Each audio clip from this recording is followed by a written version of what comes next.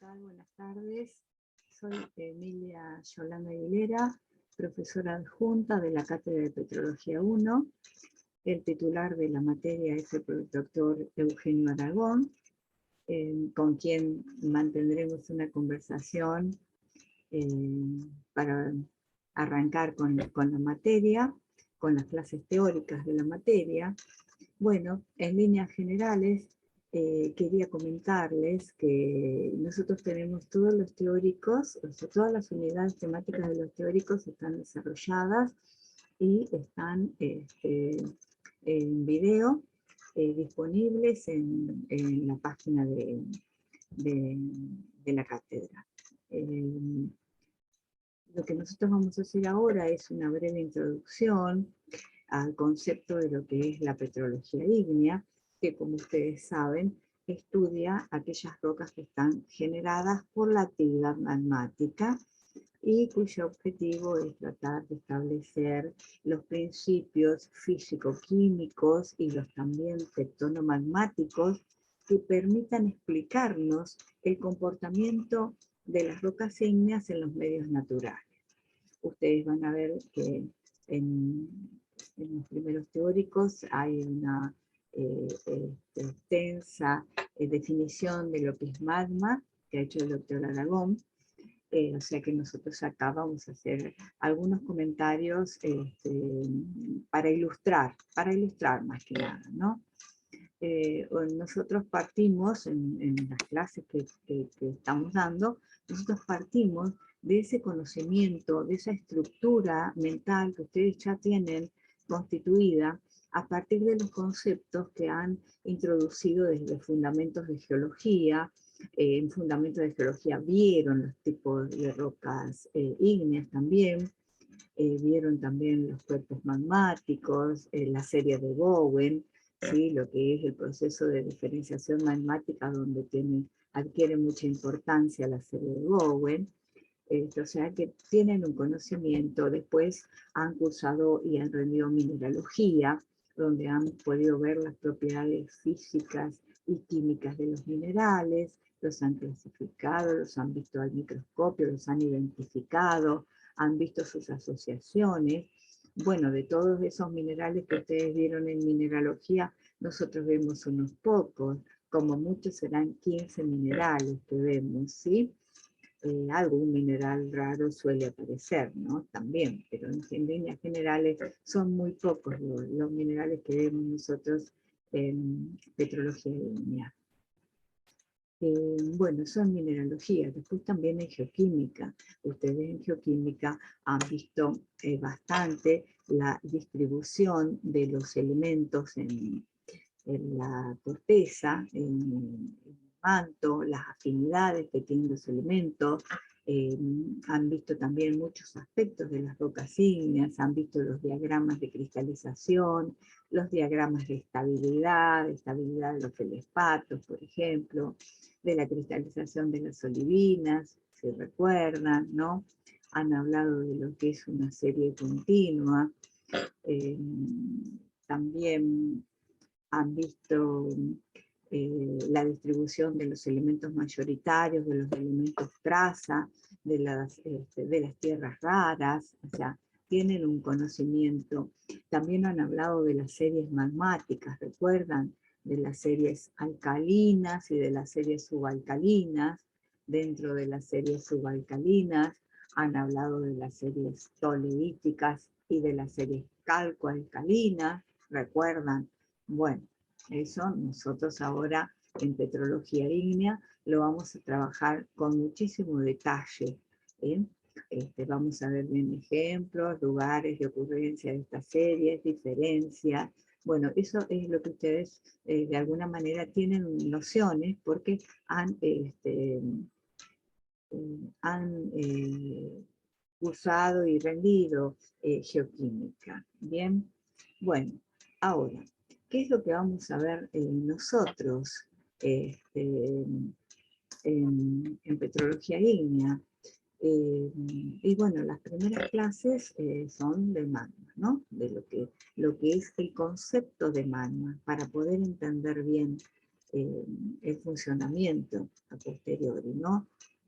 ¿A dónde se genera el magma? ¿En qué consiste? ¿Qué es el magma? ¿Qué es eso de los polímeros que tiene disueltos? Ahí lo explica muy bien el doctor Aragón. Y nosotros vamos a retomar, también van a ver que hay clases de mineralogía. Y ustedes me dirán, ¿pero cómo clases mineralogía si nosotros ya vimos mineralogía? No, lo que sucede es que con esa estructura, con ese armazón que ustedes tienen, nosotros vamos a ver los minerales que están involucrados en las rocas ígneas. Entonces, por ejemplo, vamos a estudiar los piroxenos, vamos a ver en detalle los piroxenos, vamos a entender cómo es la estructura de los piroxenos, que ustedes recuerden que son cadenas de inosilicatos, ¿no es cierto? Entonces, bueno, ahí vamos a ver en estos tetraedros de sílices, en qué espacios en la estructura se colocan los cationes. Hay cationes de menor tamaño, hay cationes de mayor tamaño, entonces tienen, digamos, ubicaciones preferenciales, y eso tiene mucho que ver también con el número de coordinación. Entonces, bueno, vamos a ver eso. También vamos a ver qué sucede en la estructura de estas cadenas lineales de tetraedros, de sílices, cuando se incorpora algún catión que es de mayor tamaño, o cuando hay algún cambio de la temperatura, un aumento de la temperatura, un aumento de la presión. Entonces nosotros ahí vamos a ver y vamos a explicar que la cadena de la estructura de los tetraedros va a sufrir una distorsión, hay giros que se producen, hay cambios, ya no es tan lineal. Entonces, bueno, vamos a ver eso, vamos a ver cuáles son los cationes que se introducen, qué características le van a conferir al mineral en que se encuentren. Vamos a hablar de ortopiroxeno, de clinopiroxeno, vamos a ver si entre ellos hay solución sólida, si hay, por qué hay, si no hay, por qué no hay, qué es lo que sucede, o si hay solución sólida en un determinado rango de temperatura. Bueno, ¿cómo lo podemos identificar en los minerales que estemos viendo al microscopio? Van a ver que hay piroxenos que tienen estructura lamelar, entonces deberemos poder explicarnos desde ese lugar. Bueno, también vamos a ver la serie de las olivinas. ¿Sí? Vamos a ver un ejemplo de una típica solución sólida completa, de la cristalización de las olivinas, del rango de temperatura entre el extremo magnésico y el extremo de menor temperatura, el extremo rico en hierro, ¿no? Estamos hablando, me estoy refiriendo acá a forsterita, el extremo rico en magnesio, y a fayalita, el extremo rico en hierro. Bueno, como les decía, entre estos dos extremos hay una solución sólida completa. Bien, también hay otro, dentro de este sistema podemos ver también el ejemplo del sistema Forsterita sílice, que también lo vieron en geoquímica, donde está la formación de un compuesto intermedio, que es la empatita, que después lo vamos a ver con más detalle. Lo que vamos a arribar después también, a ver que en alguna de estas series donde se dan estos procesos de cristalización magmática, bajo determinadas condiciones, es posible que coexistan en la misma roca fayalita, esto es olivina rica en hierro, fayalita con cuarzo, que hasta ahora decíamos siempre, ay, nunca van a estar juntos, no pueden coexistir. Bueno, nosotros ahí en el teórico, el doctor Aragón está explicando la coexistencia y la aparición en determinado tipo de roca, de determinado tipo de serie, donde ustedes van a encontrar la coexistencia de fayalita con cuarzo. Bueno, por ejemplo, les decíamos, vamos a hablar con detalle de piroxeno, de olivinas, vamos a hablar también de anfibolesímicas. Recuerden que anfibolesímicas son minerales hidratados, que el agua es un componente esencial de su estructura cristalina y que tiene que ver también las temperaturas a las que los anfíboles y las micas son estables, que estas temperaturas se incrementan también con el aumento de presión de volátiles. Bien, eso después vamos a ver bien la cantidad, las variedades de piroxenos que tenemos, porque también acá vamos a ver los distintos tipos de piroxenos, perdón, de anfíboles, vamos a ver los distintos tipos de anfíboles, porque en los distintos tipos de roca vamos a ver que tenemos en unos determinados predominan los anfíboles cálcicos como Raublenda, y en otros anfíboles que son ricos en álcalis como sodio y potasio, como asbersonita, barqueriquita, son diferentes composicionalmente, ¿sí? Bien, eso también lo vamos a ver, y también vamos a ver el de las micas, y en qué rocas podemos tener biotitas, y en qué rocas podemos tener muscovitas, ¿sí? Si son indicadoras o no de una determinada presión de confinamiento, para que sean estables, ¿no? Bueno, eso también vamos a ver. Y otro ejemplo también dentro de lo que es la mineralogía, vamos a ver el diagrama y las series de las plagioclasas, ¿sí? Eso también lo vieron en geoquímica, y bueno, vamos a analizarlas y vamos a ver lo que es una cristalización en equilibrio y lo que es una cristalización en no equilibrio. Vamos a ver qué es esto de que, por qué las plagioclasas están zonadas, qué significa que estén zonadas, ¿sí? Cuáles son los mecanismos de difusión en el líquido, cuál es la cinética, ¿no es cierto? Y qué es lo que pasa durante la cristalización magmática con los cristales de plagioclasa, que sufren a veces presiones oscilantes o que son retirados, fraccionados del líquido, ¿no es cierto? Y además tiene que ver bastante que si el enfriamiento del magma es lento, la desviación del equilibrio es mínima, ¿no es cierto? Entonces vamos a tener cristales homogéneos. Ahora, si el enfriamiento es más rápido, no le da tiempo a esos cristales para que se produzca un reajuste composicional, por decir así. Entonces nosotros lo que estamos viendo son cristales sonados, que eso lo vamos a ver con mucho detalle en el teórico. Bueno, eso era con respecto a las plagioclasas. Bien, también vamos a ver qué pasa con los feldespatos alcalinos. Ustedes en geoquímica vieron lo que son los diagramas de estabilidad de los feldespatos alcalinos, ¿no es cierto? Hablaron de lo que era una cristalización hipersolvus y una cristalización subsolvus, ¿sí? Ahí ustedes vieron que en una cristalización hipersolvus de mucha mayor temperatura, donde prácticamente es muy baja, no hay presión de volátiles, entonces se necesita temperatura alta para que se produzca la cristalización. Entonces a esa alta temperatura, las estructuras permiten que, aunque sodio y potasio no tengan el mismo tamaño de radio iónico, puedan permanecer juntos, ¿sí?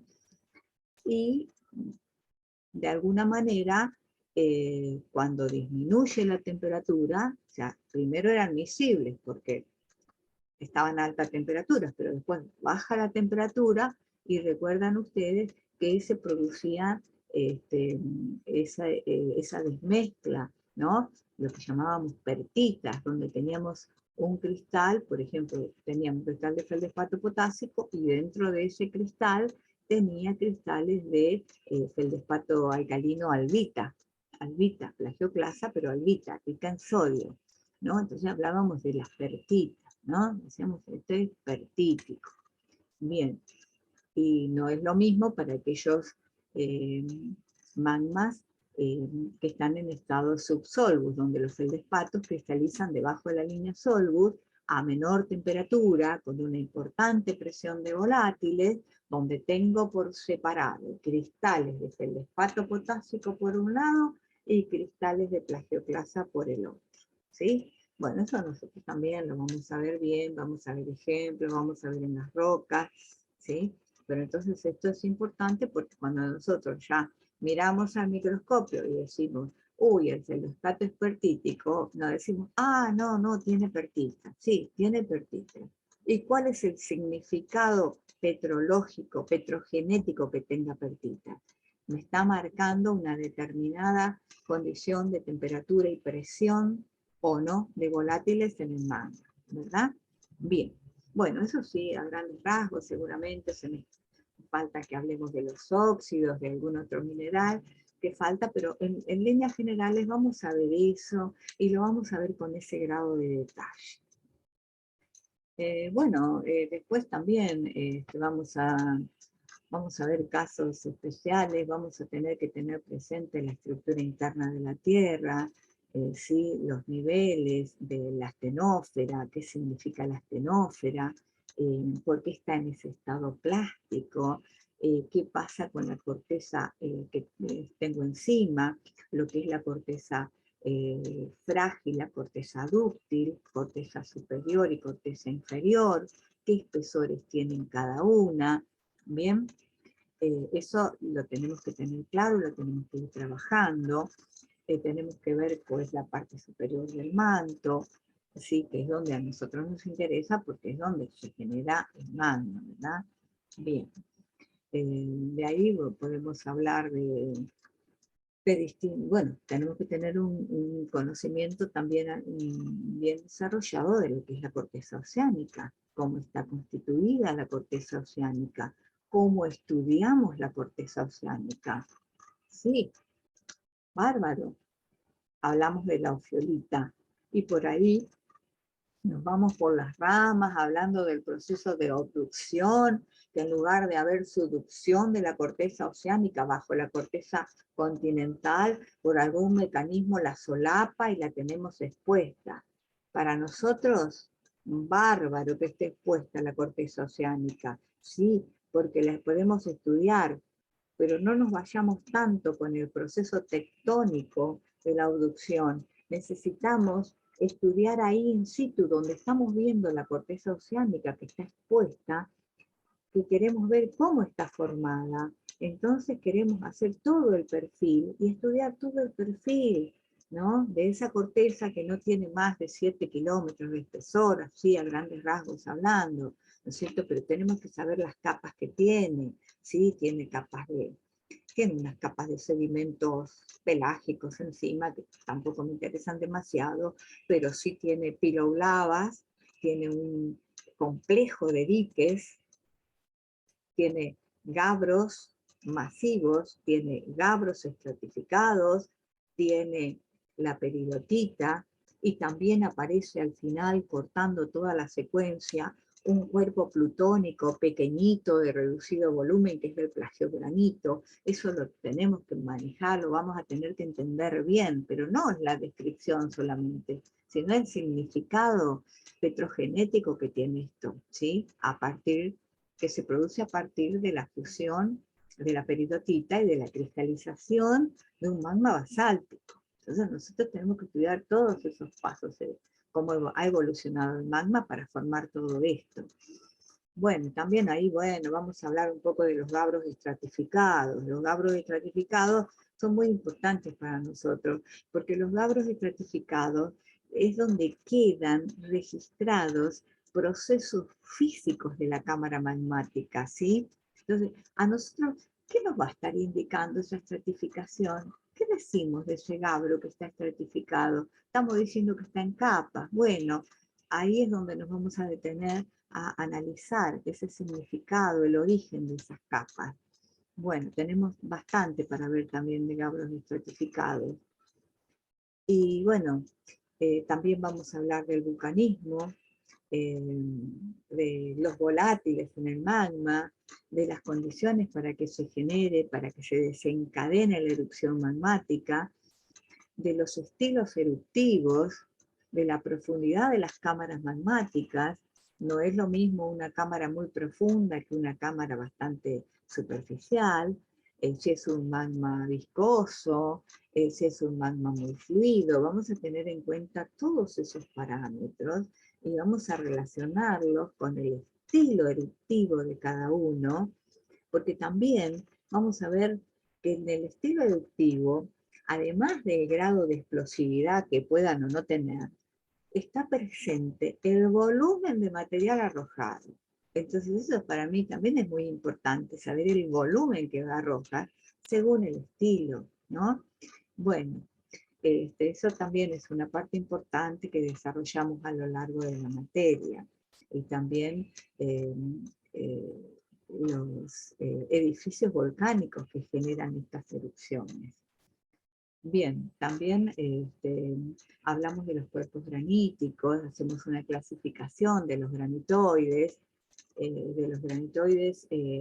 tipo I, o los granitoides del ambiente de subducción, de los granitoides colisionales tipo S, y de los granitoides de intraplaca, los granitoides tipo A, que son muy diferentes entre sí, desde los aspectos mineralógicos, geoquímicos, del ambiente geotectónico en sí.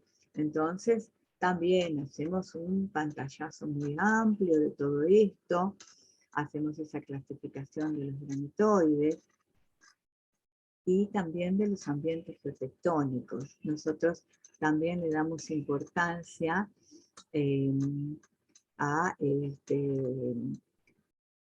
además de hacer, por supuesto que tenemos que hacer nosotros el reconocimiento y sistemática de las rocas plutónicas y volcánicas, que lo van haciendo en la parte práctica, también ven la composición química, la clasificación química, utilizamos la moda mineralógica, ¿sí? Y utilizamos la norma química, ¿sí? Lo hacemos mediante un programa, la importancia que tiene la norma para nosotros. Hablamos también de los elementos mayoritarios y de los elementos traza. Ustedes recuerden que los elementos mayoritarios intervienen en la fórmula estequiométrica de los minerales, pero los elementos traza no intervienen en la fórmula. Entonces también son muy importantes en lo que es la cristalización magmática. Entonces, es importante que sepamos, que conozcamos el comportamiento el físico-químico de los minerales petrogenéticos y del magma, ¿sí? Bueno, nosotros en series, como hoy les mencionaba, vamos a partir de un magma primitivo de composición basáltica, y ese magma va a evolucionar en términos de una serie toleítica o de una serie calcoalcalina. Entonces vamos a tener que ver cuál es el parámetro geoquímico que hace que ese magma siga por un camino o por otro, ¿sí? Y ese parámetro geoquímico que nosotros vamos a tener que reconocer, que analizar, tiene un rol definitorio en esta evolución magmática que estamos planteando. ¿Sí? También puede ser que ese magma siga un camino hacia las rocas alcalinas, y ahí tendremos que ver qué son las series alcalinas. La serie alcalina, que ustedes han visto, también hay un parámetro geoquímico importante que me lo marca la norma química, ¿sí? Que es la presencia de nefelina en la norma. Ese es el parámetro que a mí me marca que estoy en una serie alcalina, y ya dentro de la serie alcalina empiezo a ver dentro de qué subseries estoy, que hay 3 subseries. Hay una serie ahí que es transicional, que estoy entre lo que es subalcalino y alcalino, y ahí trabajo con diagramas geoquímicos también, porque estoy en presencia de altos térmicos. Entonces ahí tengo que ver cuál es la trayectoria que sigue lo que estoy analizando, si por qué lugar está transitando del alto térmico, si está en el filo del arco del alto térmico, si está en el valle del alto térmico. Bueno, tengo que ir haciendo esas conjeturas, esos razonamientos, ¿sí? Eso es para lo que serían las series alcalinas, que las voy a estudiar de esta manera, así. Bueno, también me voy a preguntar, una serie toleítica, por ejemplo, que puede estar en una dorsal oceánica, en las rocas de las dorsales oceánicas, en esa ofiolita que hablábamos hace un rato, en eso que era la corteza oceánica. Y yo voy a tener una serie toleítica, pero en una isla oceánica también voy a tener una serie toleítica. Y en un basalto de inundación, en intraplaca continental, también voy a tener una serie toleítica. Ahora me pregunto, ¿esa serie toleítica es igual en estos tres ambientes tan distintos que hemos mencionado, como puede ser una dorsal oceánica, una isla oceánica o intracontinental? No, no. Esa serie toleítica tengo que poder diferenciarla. Y para ello tengo en cuenta determinados elementos, el comportamiento de las tierras raras, por ejemplo, la profundidad a que se genera la fusión parcial, ¿sí?